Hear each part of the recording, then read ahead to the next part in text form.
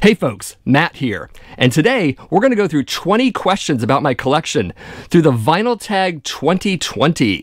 Now, what's a vinyl tag, you ask? Well, stick around because you're about to find out.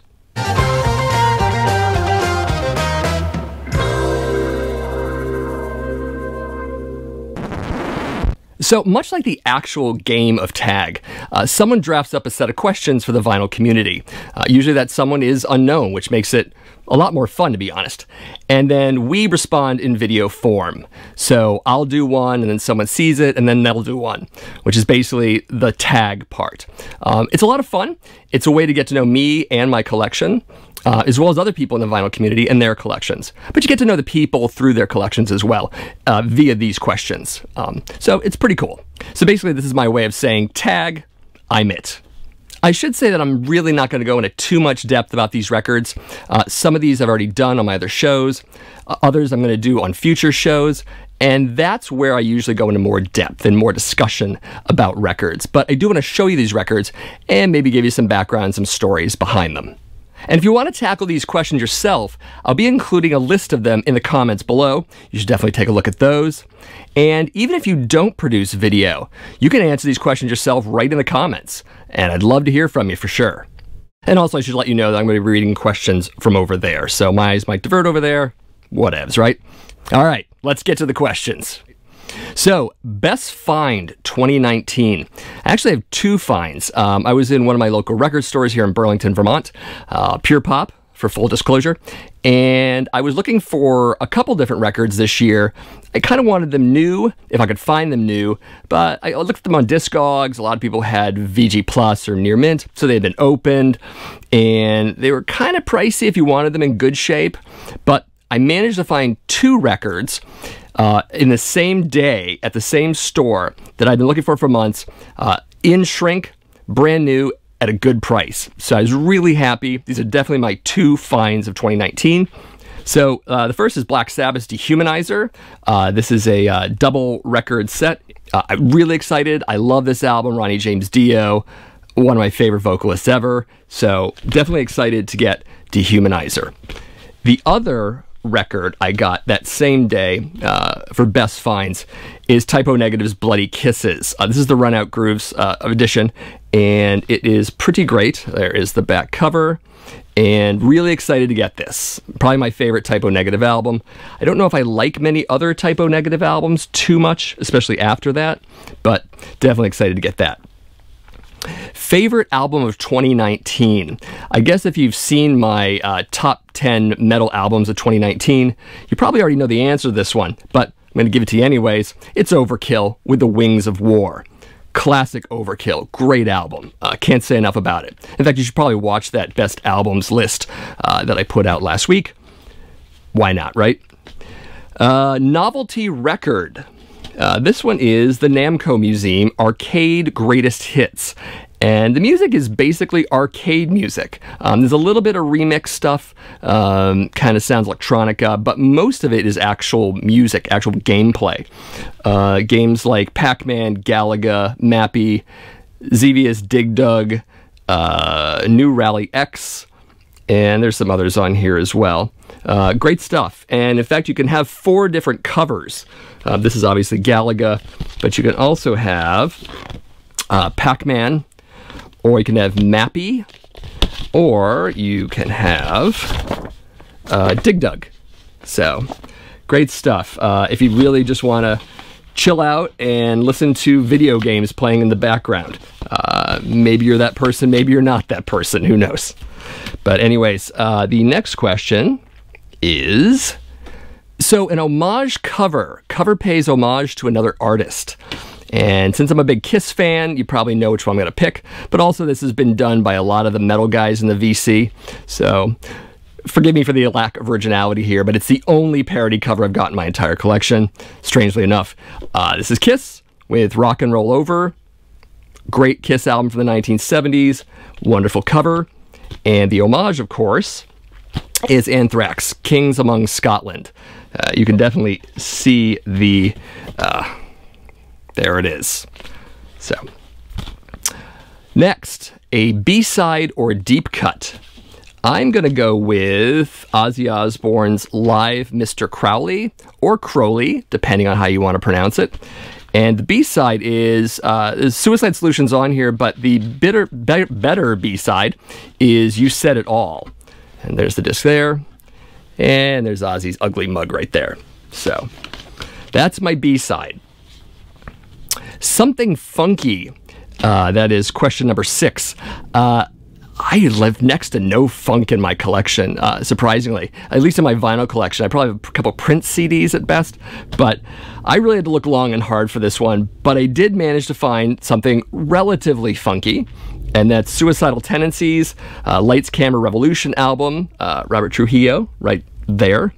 And since he's the bass player, he's the funk in this band for the most part. Later, of course, he went on to Metallica.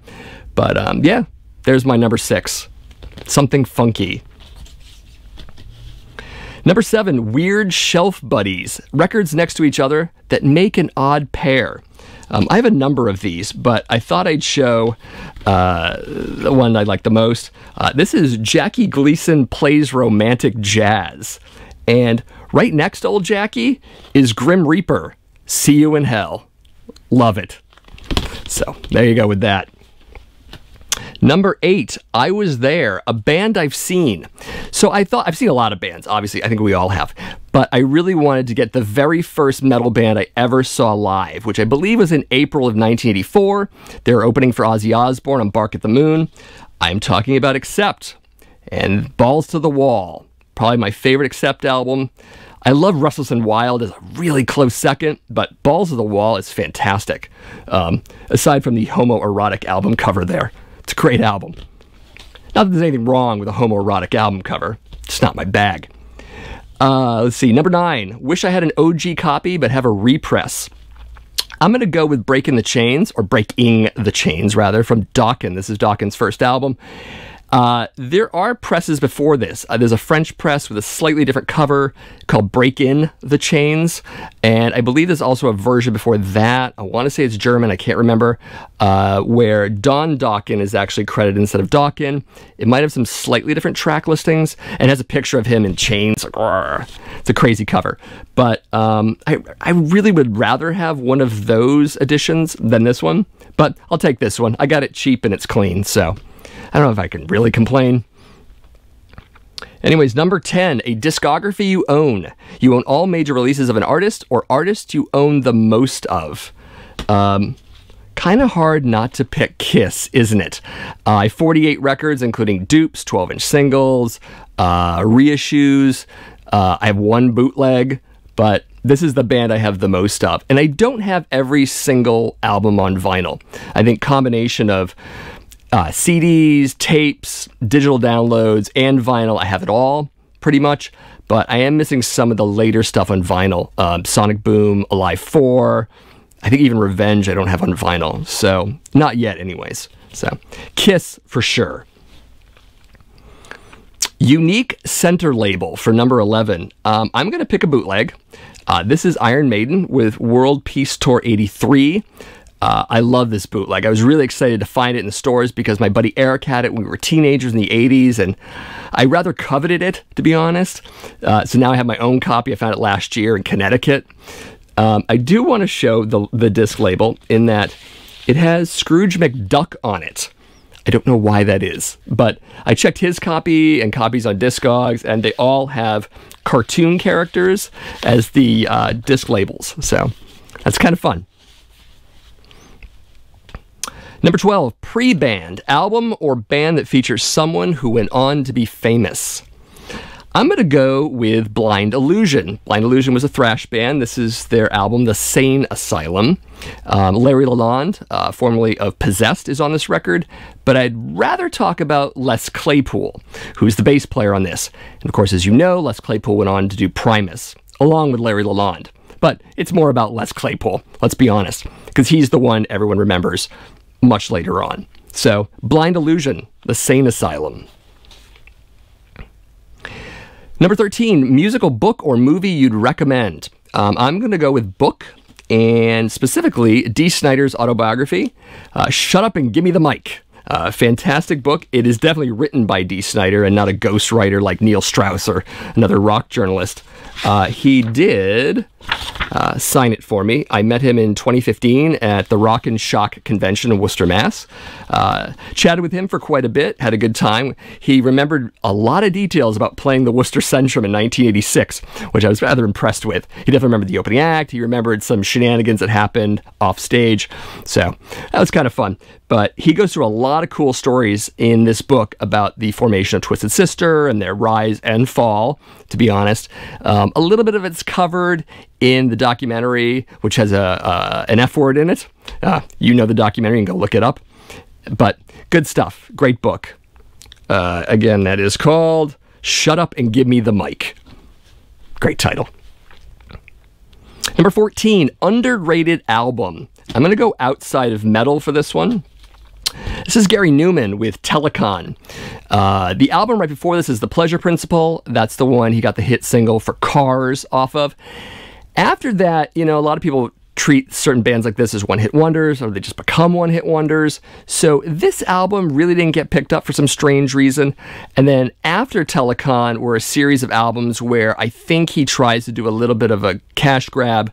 Maybe, maybe not, it's my opinion. Doing sort of dance music or new romantic stuff. Think Human League, think Flock of Seagulls. Trying to sort of edge his way into that. It doesn't work, in my opinion. But in between the big hit album and this series of trying to be, you know, bigger than he is or whatever, is this album. And I think it gets ignored quite a bit. It's a great album. There's some really amazing tracks on here. I Dream of Wires is probably my favorite. Please Push No More is great. Fantastic album. And there's Gary right there. So that is that. Number 15, batting average, artist or band who consistently makes good albums. Also not metal. I am going with the chairman of the board himself, Mr. Frank Sinatra. I love Frank Sinatra. I was partially raised by my grandmother, and she had a great love for this guy. Even saw him live a few times. I'm a little jealous about that, to be honest. And he just does great music in general. I can't say anything bad about Frank. Oh, Blue Eyes. There he is. There's my number 15. Number 16, same album, different cover. I could have done a number of these, and I immediately thought of Judas Priest, and I was going to do Killing Machine and Hellbent for Leather, but there is one song on one that's not on the other, so do I consider that the same album? It's a variant, I believe. So I'm going to go a little forward in time to Point of Entry. And here is the UK cover, or European cover, and here's the US cover. Great album. Maybe an underrated album. I don't know. It wasn't as loved as some of the others, British Steel and Screaming for Vengeance on either side. But there it is. Point of Entry. Let's see. Number 17, an album you bought cheap that's now worth money. I actually got this album for free, so it's about cheap as you can get. And according to Discogs, it is now worth $114.64 median, $235 maximum value. And that, of course, is Death with Leprosy. Classic album from Death. They are death metal in the 1980s, along with a handful of other bands, but we know this band's kind of on top in that regard. Great album. Ed Rutka did the artwork, of course. There it is. Let's see. Number 18, favorite drummer. So, favorite drummer, it's hard to pick that because, first off, you think about drummers in general, they kind of get ignored, rightfully or not. Some people just view them as timekeepers. Other people just don't think about drummers, you know. More people think about vocalists and guitar players. And maybe some people think about bass players. But I have four, and four I really like a lot. Are they the best? I don't know, but they're definitely my favorites. We're going for Scott Travis first, from Judas Priest. Great stuff. Of course, the mighty Dave Lombardo, Rain and Blood here for Slayer. Dave was on a number of albums, then he left, and he came back, and I think he left again, and came back, and I don't even remember the count. But amazing. Fast drummer, crazy fast. You almost wonder if they sped out the tape, but they probably didn't. So, Dave Lombardo there. Also, for favorite drummers, we have to go with Eric Carr. Of course, Creatures of the Night here, probably my favorite Kiss album ever, but one of my favorites with Eric Carr. I think the drum mix on this album is superior to any other on the Kiss albums.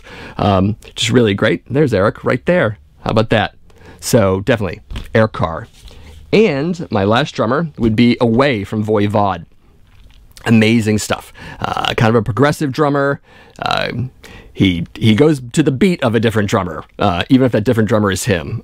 Rumors that he's schizophrenic and other things, and that maybe that makes his art. He also does the artwork on all the Voivod album covers, and good stuff. In fact, there he is. So there are my drummers.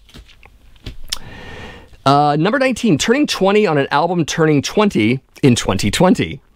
I have to tell you, I checked my entire collection. I literally do not own an album released in 2000, hence 20 years ago. So, can't answer that question at all. And the final one is a trilogy of albums. 3 solid albums back to back to back from the same artist or band should be a connecting thread. So, I am going to go with Destruction, namely their first 3 albums, which are very hard to show you.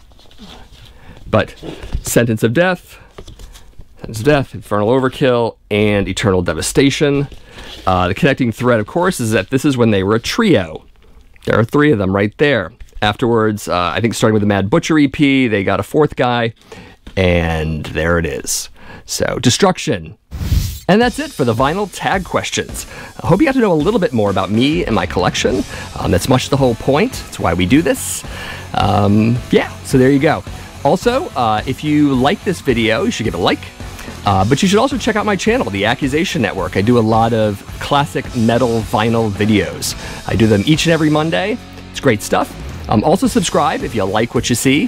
Definitely hit that subscription button and the notification bell. You know the drill. You've probably seen YouTube a zillion times, but I definitely appreciate it. And as always, take care and ever forward.